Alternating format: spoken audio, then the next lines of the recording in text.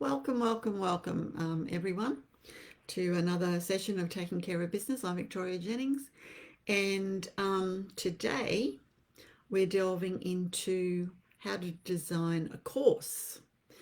So, a really great way of moving from one-on-one coaching into one-to-many coaching, where you can actually leverage your time, is to build courses. Now, whether those courses are run on a platform like Kajabi, where people enroll, they go in there and they get all the information they need and build whatever it is they're building that the expertise is talking about, and do it on their own, or whether you're running lives that they have to attend, every week for however many weeks in a container. That seems to be the trend lately, to not have so many people enrolling in courses, but to actually run everything on a live that they pay for. And they know that it's only going to last for this amount of time and then it's gone. Okay, it helps with the urgency piece. Either way, you need to know how to actually design the course. So I thought I would talk to you about that today, because in another lifetime of mine, I was actually a curriculum designer for the public provider of vocational education here in Queensland, where I live. And I also helped design or more than helped, I was instrumental in designing the national training system that Australia actually has still in place today. And I was at the forefront of that, of implementation Australia-wide, by developing a course, actually, that took curriculum designers from the curriculum design paradigm into the training package design paradigm. So I did that many years ago. It was very well known throughout the country for doing that. And that really built my reputation in consultancy. That was the first major project I ever did for consulting. So I've got a lot of experience in vocational education. What's vocational education? It's how we work. It's where our trades are actually taught. Hairdressing, plumbing, bricklaying, being a chef, hospitality. Like, there's all sorts of industries. And my other college, specialises in civil construction, or if you're from the States, it's called public works. So building roads, tunnels and bridges, very specialised area. And so this, you can use the principles that I'm going to run you through right now. You can use in whatever program you're designing. And I'm even going to show you how to find some units of competency that could end up being your structure for your program, or help you structure your program. Okay, so buckle up, and I'm about to introduce you to all of this. So the very first thing you need to do is to think about the transformation you want your people to have, no matter what industry you're in. I'm talking generically, all right? My industry is business. I teach business. So I'm always relating back to facets of business that require a course to be done in order for people to be able to embrace it and move forward with it. Okay, so you take the big picture. What is the transformation you want your students, I'm going to call them students, you want your students to achieve? And that is a big picture statement, okay? Then you're going to break that down. In order for them to achieve that, what will my chapters need to address, right, within that program to make sure they get that transformation? So you break it down into smaller bite-sized pieces, okay? And then underneath that, there's another level, which is the module level. So under each one of those chapters, what modules will help move them from not knowing anything about this topic to being able to implement and receive the transformation for that topic. So what are those modules that are going to lead them through that process of unknown to known to application? Okay, that's how you break it down. And then you've got your outline of what's going to be in your program or course. No matter how you deliver it, let's forget about delivery at the moment, but this is what you're going to need to address. This is what you're going to need to structure. And then you've also got to take into consideration how people learn. And people learn through 4 different modalities, which also happen to, of course, link back to our profiling tool. Okay, so the big picture thinkers, they're very visual learners. Okay, so strategics are visual. The people who love to converse, they use auditory predominantly. They need to hear it to be able to understand and learn it. So strategics need to see it to understand and learn it. Communication people need to be able to hear it to understand it. The implementational people, they need to be able to do it to understand it. So they have to do things as they go through the program. And then the logicals, they have to be able to have data, lots of data to be able to process the information and take the information in. So they need the details. They need the handbooks. They need, website addresses and things so they can do their own research, etc. So everyone uses all modalities, but we all have a higher preference that is always our predominant way of learning. So all your material that you create has to cover those 4 different areas as well. So they have to be able to do that in the program. So the visuals, easiest thing is a video. Auditory, video also covers that box, right? Kinesthetic, get them to do things, get them to have tasks in there, bite-sized tasks for them to undertake, and so that they're taking the knowledge and then applying it. And then for our data-based learners, you're going to give them additional information support through handbooks and, downloads, spreadsheets, checklists, all of those sorts of things help them to understand. They need clarity, so they need more information to have that clarity. Okay. And you build it like they're hearing all of this for the first time ever. Like they've never heard it before. Like you are explaining to them a whole new language. So where are you going to start? Where's your starting point if they don't even understand the language that you're using? You're going to avoid jargon at all costs. Any jargon you have, you need to explain in your industry. And all industries have jargons and acronyms, and you've got to understand that some of the people that are coming into your world to learn with you are going to have some information and some understanding. Others are going to have absolutely zero information and understanding. And others are going to be, on top of a lot of things. Some things will be new, some things they already know. But you've got to pitch it at the people who know nothing. Otherwise, you're going to lose a whole lot of people along the way. All right.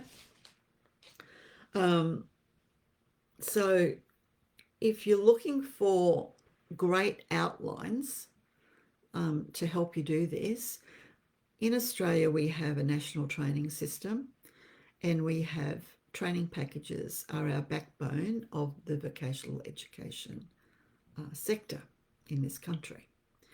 And so we have training packages available online for all industries, completely free to access. Okay, so the address that you would go to for this is training.gov.au. Very simple, that's the website. And inside that website, you can look up training organisations like my company, and you can look up the materials that support building courses and qualifications. Now, these are all about qualification outcomes. So that's the transformation, is to be able to do a certificate 3 in whatever, basket weaving, or a diploma of basket weaving. All right. So, and this is all recognised by government. But when you go in there and you go into the training packages, the training package will tell you what needs to be in that qualification. And then it will also break it down into units of competency. We have a competency-based system in Australia for vocational education, which I love, because it means you learn the information and then you must apply that information in the workplace, right? And so I love it way better than the university structure in this country anyway, which is about learning the theory, and they don't care if you can apply the theory, they only care if you can sprout the theory in an essay. All right, that doesn't transfer knowledge. That just gives you knowledge, but it doesn't give you the tools to transfer it. Whereas in competency-based training, you have to prove that you know it by doing it on the job. All right, under workplace conditions. So it's a pass or fail. You either pass or you fail. There's no percentages given. You meet the criteria or you don't. Pretty simple. And so those units of competency describe what needs to be in every chapter, if you like. And then you break it down even further into modules of learning. Now, we don't call them that in the vocational sector, but I'm talking to you guys who don't work in the space that I work in. It also tells you how to assess them. You wouldn't have to worry about assessing. You're not in the system.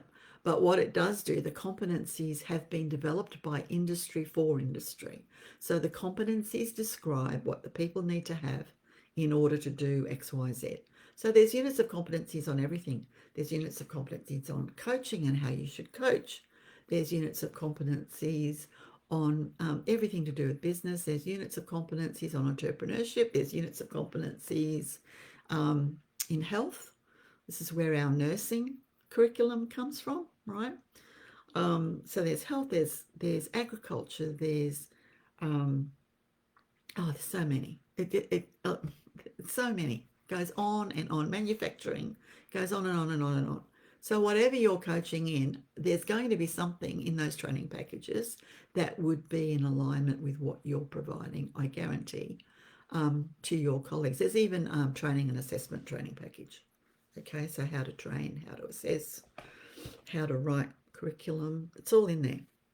Okay, it's all available. So you can use those. You can go in there and have a look around, go to the training package, and then go and have a look at the units within the training package. It's all click, click, click, click, click. It's really easy. All right. And then you would just go in there and you would look at the outline of the unit of competency, and it's going to give you a really clear indication of what you need to have addressed in your program for XYZ. Now, some of those things are going to be relevant to you, and some of those things won't be relevant, because in every unit of competencies, there's things about workplace health and safety, like there's things that they keep repeating in every unit. You may not need that, in what you're teaching, and it wouldn't work with what you're teaching. It's not going to add any value. Your people are not wanting to get a qualification or a licensing outcome, right?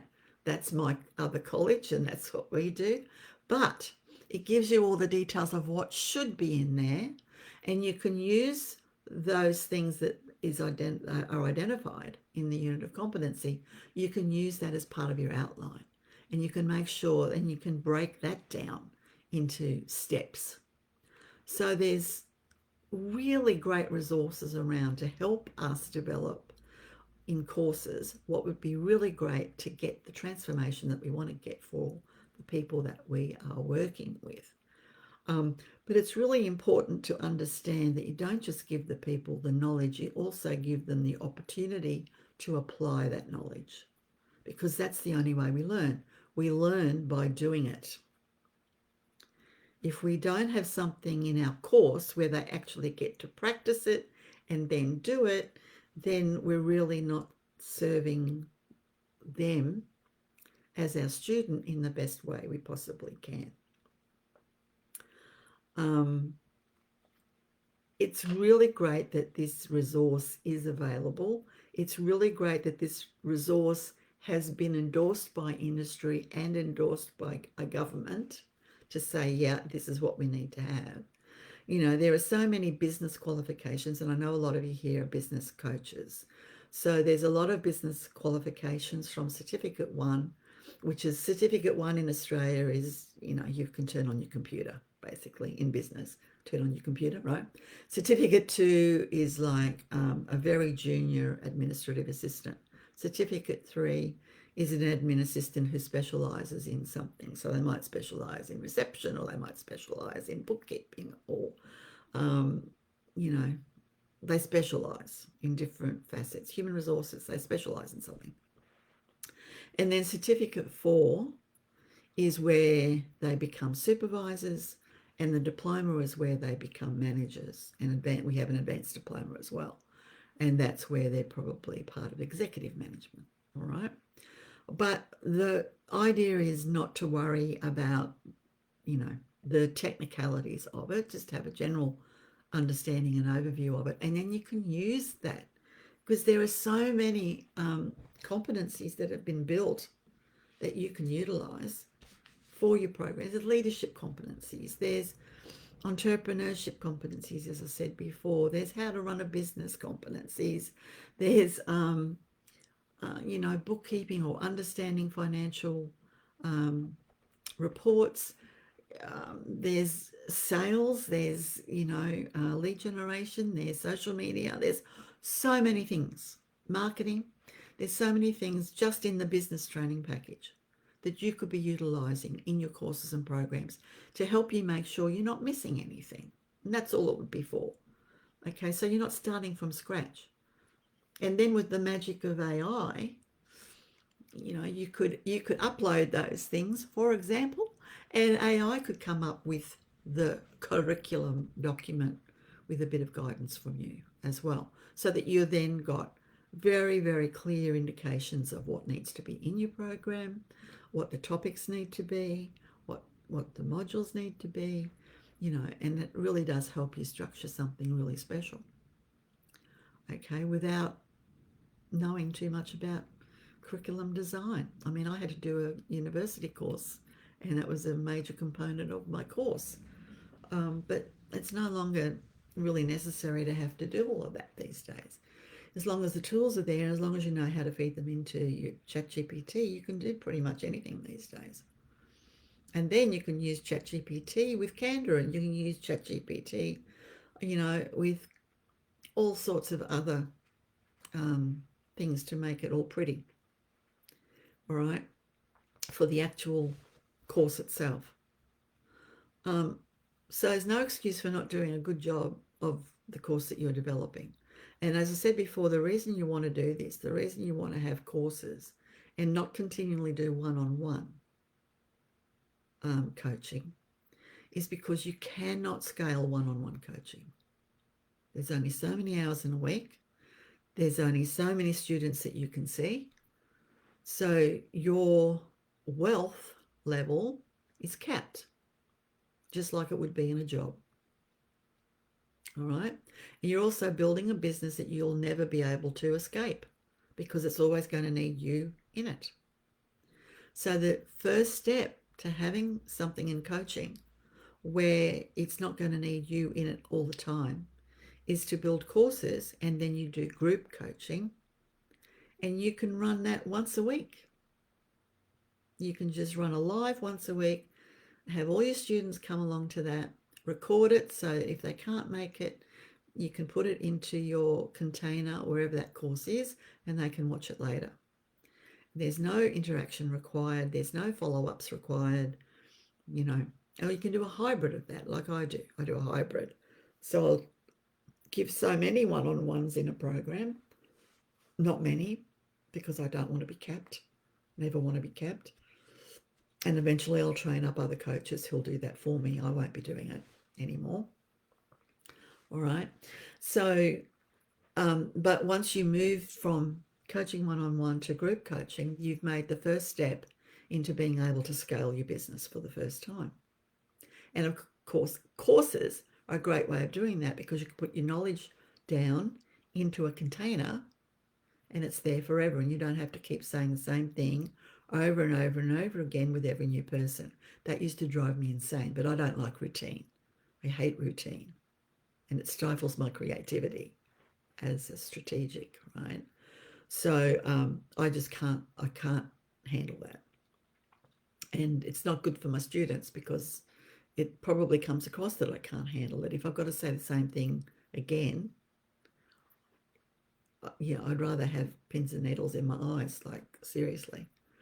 But the main reason is for leverage. The main reason is so that you can start moving away from having to be in your business all the time. You can go and have a holiday. You know, even if you still got to do a live, you can do your live from anywhere in the world anyway. So it's a really good way of starting to scale your coaching business. Whether you're a life coach or business coach, doesn't matter. Whatever your industry is, doesn't matter. That's the best way and the best first step to take so that you're scaling. All right. I hope that was useful today. If you've got any questions, just put them in the comments below, and I always come back and check, and I can answer any questions there. And I hope it's given you a little bit of insight about how to scale if you're a coach, particularly, and how to actually write the program.